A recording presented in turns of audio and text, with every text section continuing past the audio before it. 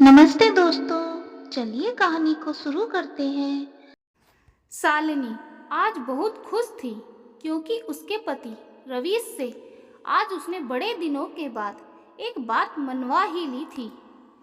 वह अपने भाई राजीव के घर कुछ दिन के लिए जाना चाहती थी, लेकिन रवीश हर बार मना कर देता था। आज शालिनी ने सुबह जल्दी उठकर रवीश के लिए नाश्ता बनाया। उसके बाद उनका लंच पैक कर दिया। ऑफिस जाने से पहले रवीश ने शालिनी से बात की। रवीश बोला, शालिनी एक बार फिर से सोच लो, क्या वहाँ जाकर रहना सही होगा तुम्हारा? शालिनी बोली, आप भी पुरानी बातों को लेकर बैठ गए हो। उसके लिए भैया ने माफ़ी तो मांग ली है। अब वो इतने प्यार से बुला रहे हैं तो हमें भी सब कुछ भूलकर आगे बढ़ जाना चाहिए। रवीश बोला, ठीक है, जैसी तुम्हारी मर्जी, लेकिन मैं वो सब नहीं भूल सकता हूँ। शालिनी बोली, ठीक है, इस बार जाने दीजिए मुझे। यदि मुझे ठीक नहीं लगा तो आगे से वो अपने रास्ते और मैं अपने रास्ते। रवीश ऑफिस के लिए निकल जाता है। शालिनी अपने कपड़े पैक करके टैक्सी का इंतजार करने लगती है। अब शालिनी अपने भाई राजीव के घर पहुंच जाती है। शालिनी का भाई राजीव, उसकी पत्नी राधिका और उनका बेटा प्रतीक, तीनों ने शालिनी का स्वागत किया। राजीव, दीदी कब से आपको फोन कर रहा था, आपने भी कितना समय लगा दिया आने में। क्या आपने अभी तक मुझे माफ नहीं किया? शालिनी बोली, नहीं भाई, बस घर का काम ही खत्म नहीं होता। अब भी बड़ी मुश्किल से फुर्सत मिली है, और हाँ, पीछे जो हुआ मैं वो सब भूल चुकी हूँ। तू भी भूल जा। राधिका बोली, दीदी हम तो आपसे नजरें भी नहीं मिला पा रहे थे, फिर इन्होंने ही आपको फोन किया। आपने आने के लिए हाँ की, तभी हमारी जान में जान आई। शालिनी बोली, अरे भाभी, आप भी क्या सब लेकर बैठ गई हो? आप तो बस एक कप गर्मा गर्म चाय पिला दीजिए। राधिका चाय बनाने चली जाती है। प्रतीक बोला, बुआ जी आप कितने दिनों तक रहोगी? राजीव बोला, चुप बदमाश, यह मेरी बहन का घर है, जब तक मन करेगा तब तक रहेगी। चल भाग यहाँ से।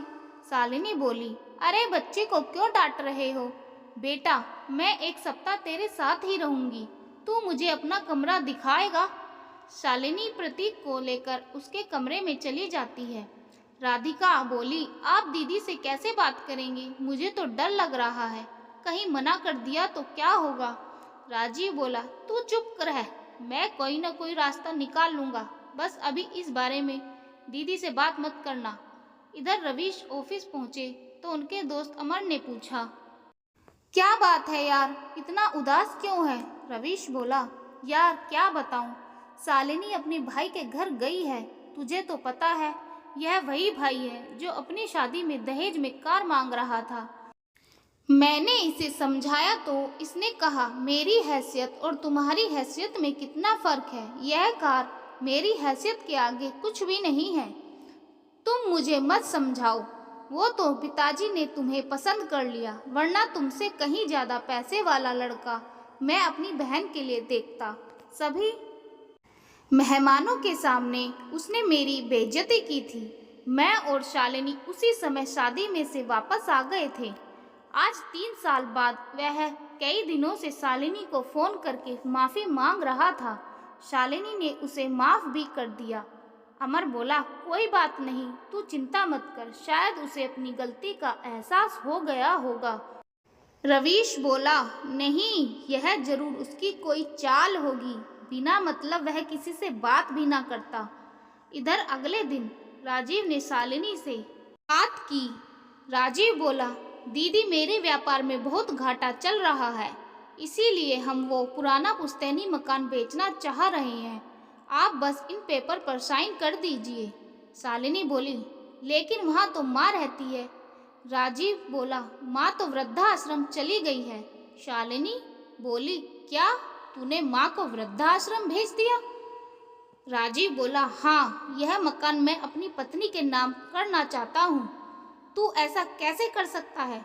माँ को तूने वृद्धाश्रम भेज दिया और यह मकान अपनी पत्नी के नाम करना चाहता है। शालिनी बोली, तेरा दिमाग तो नहीं फिर गया है जो ऐसी बेहुदा बातें कर रहा है? बेशरम कहीं का। बेशरम, तुझे शर्म नहीं आई? जो माँ को तूने घर से बाहर कर दिया। राजीव बोला, मैं आपसे बोल रहा हूँ ना, आप बस इन पेपर पर साइन कर दीजिए। शालिनी बोली, नहीं, मैं इस पेपर पर साइन नहीं करूँगी। तुझे अभी वृद्धाश्रम से माँ को घर लाना होगा। उनके मरने के बाद ही यह मकान बिक सकेगा।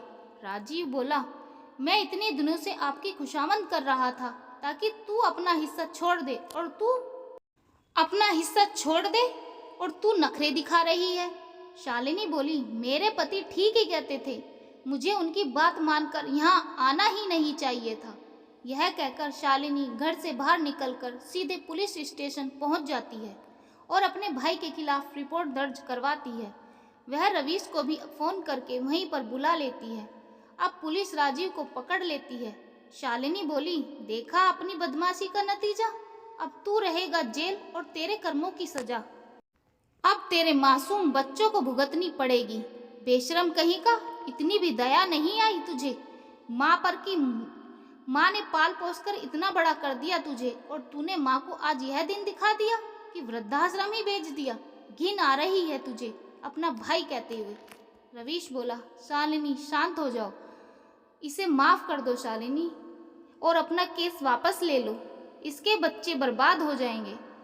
इसने जो किया उसके कर्मों की सजा इसे भगवान देगा। रवीश के बहुत समझाने पर वह मान जाती है। राजीव बोला, जीजा जी, मुझे माफ़ कर दीजिए, मैंने आपका बहुत अपमान किया है।